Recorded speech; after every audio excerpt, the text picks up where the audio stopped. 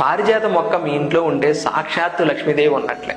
అయితే ఈ పొరపాట్లు మాత్రం చేయకండి. పారిజాత పువ్వులు రాత్రిపూట వికసించి సువాసనతో ఇల్లంతా సానుకూల శక్తిని వ్యాపింపజేస్తాయి. పురాణాల ప్రకారం ఈ మొక్క ఉన్న చోట లక్ష్మీదేవి స్వయంగా నివాసం చేస్తుందని నమ్మకం. హిందూ కథల ప్రకారం శ్రీకృష్ణుడు ఈ పారిజాత చెట్టుని ఇంద్రలోకం నుంచి తీసుకొచ్చి సత్యభామకి ఇచ్చాడట. అప్పటి నుంచే పారిజాత వృక్షం ఐశ్వర్యం, ప్రేమ, శ్రేయస్సుకు చిహ్నంగా పరిగణించబడింది. వాస్తు ప్రకారం ప్రయోజనాలు ఏంటి ఇప్పుడు చూద్దాం. ఇంట్లో పారిజాత మొక్క ఉంటే దుష్ట శక్తులు దూరమై సానుకూల శక్తులు పెరుగుతాయి. ఇంటి వాతావరణం ప్రశాంతంగా మారుతుంది.